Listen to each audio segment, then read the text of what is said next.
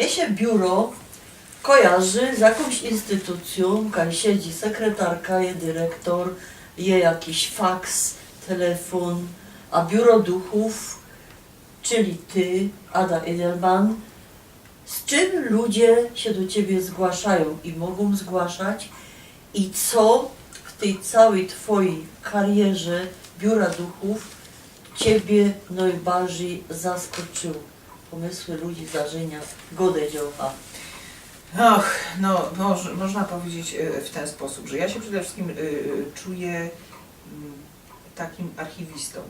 Ja siedzę i zbieram te wszystkie historie, bo uważam, że najważniejsza jest wiedza, zachowanie tych historii i przede wszystkim zbieranie ich, bo chociaż śmiejemy się ze wszystkich możliwych statystyk, ale faktem jest, że im więcej osób potwierdza tego typu doświadczenia, tym trudniej bagatelizować sprawę, tak?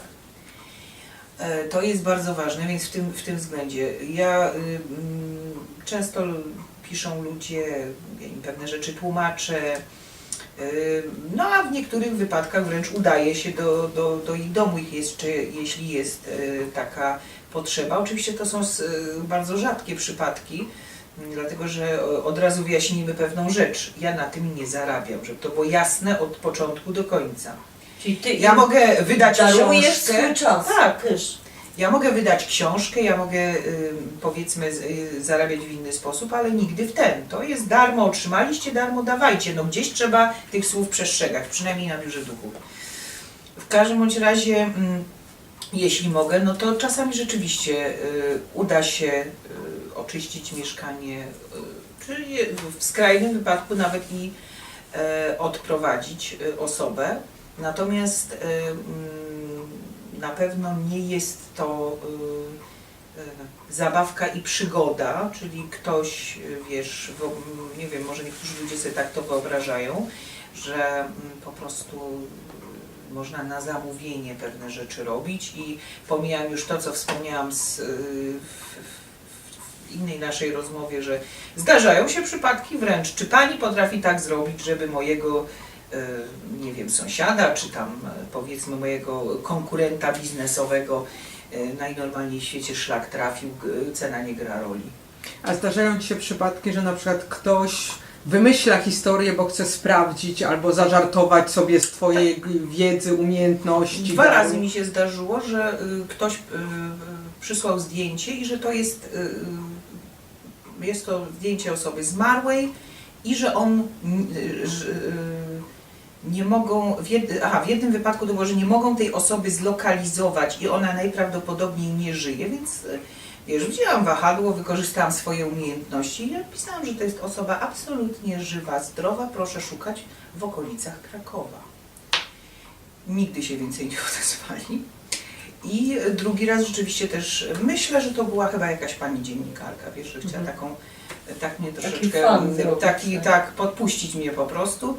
No i też rzeczywiście przyszło zdjęcie, że to jest jej siostra i ona nie żyje i że ona by się chciała z nią skontaktować, bo ma jakąś taką szalenie istotną sprawę. No ja oczywiście swoimi metodami, przecież radiestezyjnie można bardzo szybko stwierdzić, czy osoba żyje, czy nie żyje i jeszcze ją zidentyfikować.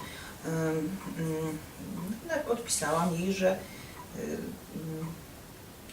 myślę, że jej siostra nie chciałaby się dowiedzieć, jeżeli nie jest to zdjęcie pani, a rzeczywiście pani siostry, to myślę, że nie chciałaby się ona dowiedzieć, do jakiego celu pani go użyła. Sugerując, że jest to osoba zmarła. No i coś tam na temat szacunku, etc., ale to nie zajmujmy się, bo to jest po prostu patologia, to nie będziemy rozmawiać o patologiach. Może tylko jeszcze z jedną uwagą, że naprawdę pazerność ludzka nie zna granic i zdarza się też, że ludzie piszą, że bo dziadek, to jest niemożliwe, w całym domu nie było gdzie jest te złoto, dziadek miał cały słoik złota, bo robił na kontraktach w Rosji i całą chałupę rozwalili i wiesz, byli u jakiejś wróżki, ona im powiedziała, że to tam jest gdzieś tam w łazience, to całą terakotę stłukli z tej łazienki, żeby znaleźć te złoto i tam te dolary od dziadka. I nową terakotę położyć. I nową terakotę położyć, ale ja się nie odzywam, to już pozostałe to... O, nareszcie się kot objawił. Chodź, nam się objawiło pięknie. Złoto go zainteresowało. Tak. Tak. I w każdym razie, no, że chcą się dowiedzieć, gdzie dziadek to pochował i inne tego typu przyziemne tematy. No jakim trzeba być po prostu człowiekiem? Przecież gdyby nawet doszło do tego, do czego ja jestem przeciwna, bo ja uważam, że tak, zacytuję tu słowa jednego świetnego lekarza spirytysty, który przyjechał na kongres z Brazylii i powiedział tak: jeżeli z tamtej strony ktoś dzwoni, to trzeba ten telefon odebrać, bo zwykle dzwoni w ważnej sprawie, ale wybieranie numeru i dzwonienie na tą drugą stronę, ja bym nie miał odwagi. Dobry tekst. To właśnie pamiętałaś, że się tak do mnie godała. Dobrze, żeś to powiedziała. To jest weź do serca. To jakby pokazuje w jasny sposób, że po prostu ten kontakt jest możliwy, ale ten kontakt to nie jest zabawa i najlepiej jest w ogóle używać innych narzędzi, jeśli potrzebujemy na przykład zidentyfikować gdzieś ukryte przedmioty i tak dalej, a nie wymyślać tak po prostu, nie myśleć o sprawach duchowych w tak prostacki sposób, bo przepraszam bardzo, czy ludzie naprawdę mają na tyle szaloną i dziwną, wybujałą wyobraźnię, że im się wydaje, że usiądą przy stoliku, złapią się za ręce i marszałek Piłsudski tak, Piłsudski, No akurat Piłsudski. dziadek, Kleopatra. Kleopatra.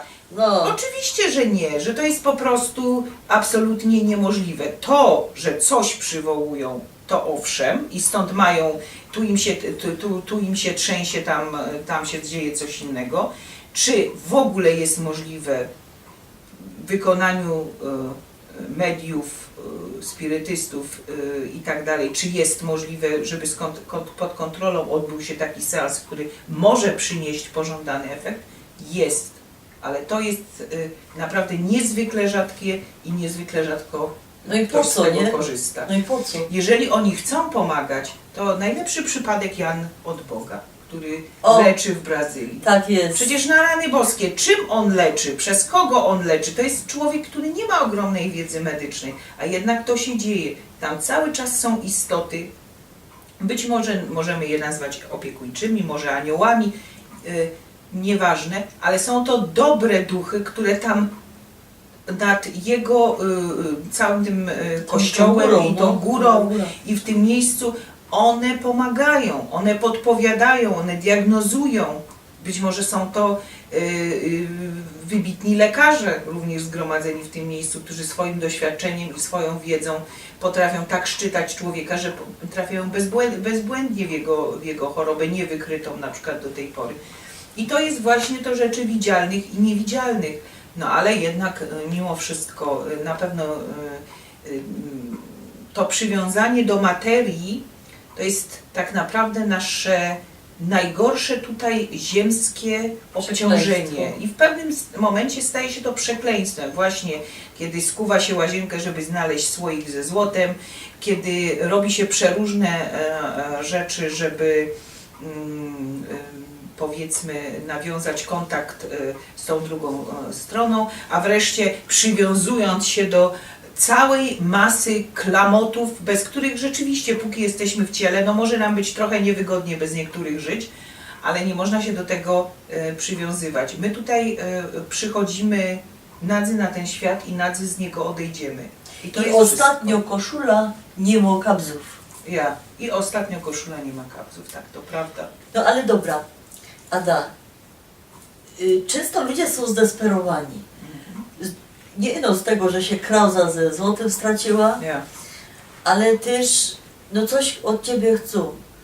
Co od ciebie chcą, oprócz tego, że tam te hardkorowe rzeczy, szefa chcieli się pozbyć, albo ta krauza znosi. Ale czasami jest taka sytuacja, że ktoś potrzebuje richtig wsparcia osoby kierową, jakby ta linia telefoniczna nie jest tam tą stroną. To na przykład co? No zdarza się, zdarzają się bardzo często, piszą matki, które, a już zwłaszcza matki synów, jednak jest ta więź, synek mamusi, córeczka tatusia, to się znikąd, ja mówię, wszystkie te stare przysłowia to są mądrości ukształtowane przez stulecia, przez pokolenia, one się znikąd nie biorą. I czasami rzeczywiście tak jest, że czytam tą wiadomość i mówię, no cóż mogę zrobić, przyślę mi zdjęcie, ja mogę tylko, wiesz, głęboko gdzieś pomedytować nad tym wszystkim i jeżeli jest pozwolenie, ja mówię, jeżeli jest zielone światło dane przez górę, to coś do mnie przyjdzie. I czasami przychodzi, zdarza się, że właśnie śnie to dziecko i ten syn mówi, tak, to czy tamto, mówi, och ty, ale piękna jest naprawdę. Herbaty się chce napić. Mówi różne takie rzeczy, że jakby nie pozostawiając albo dając matce wskazówkę, że to jest naprawdę on, tak? No. Że nie jest mu tam źle. On to potrafi jakoś udowodnić, że to on, tak. a nie ten, co się podstawił za marszałka Piłsudskiego. Nie, tak, oczywiście, bo wiesz, no, przestrzeń astralna to jest zupełnie coś innego. Tam jesteśmy w swojej jakby formie duchowej we śnie, tak? Ciało zostaje, ta dusza jest do nas dalej przypięta, ale sen jest wtedy zupełnie inny, prawda? Jeżeli drugi chce z Tobą, zauważ ile ludziom, że ci, którzy nas kochają i przychodzą z tamtej strony, oni zawsze wybiorą tą najbezpieczniejszą formę, we śnie, w taki sposób, żeby Cię nie przestraszyć, żeby Ci nie zaszkodzić, żeby Cię nie obciążyć. Więc najczęściej ile my dostajemy wskazówek od naszych zmarłych we śnie. Tu można by było książki na ten temat pisać. Od rzeczy błahych do rzeczy bardzo, bardzo dla nas ważnych, często ratujących wręcz życie nam. Oni nas zatrzymują. Nie idź, nie chodź, nie rób, albo idź, zrób koniecznie, tak? Także ten świat jest pewna nić, która między nimi funkcjonuje. I zdarza się, że rzeczywiście śnie, tak? Śnie i czasami są to sytuacje tego rodzaju, no wiesz, matka mówi, jak to jest możliwe? Mija rok od jego śmierci, ani razu do mnie nie przyszedł, a do pani przyszedł i to i tamto powiedział. Bariera żalu. No myślę, że po prostu właśnie ta rozpacz może wprowadzać tych, których kochamy, a odeszli, w błąd, ponieważ oni uważają być może, że jeżeli im bardziej się odsuną, tym łatwiej nam będzie tą rozpacz ukoić, a takie jakiekolwiek odwiedziny we śnie, czy powiedzmy jakieś znaki, które w naszą stronę kierują, to może ten żal pogłębiają. No trudno powiedzieć, jak to działa, ale na pewno jest tak, że pewna więź istnieje, jednak trzymałabym się tej wersji. Odebrać telefon z tamtej strony wręcz należy, natomiast dzwonić ostrożnie. I weźcie sobie to do serca.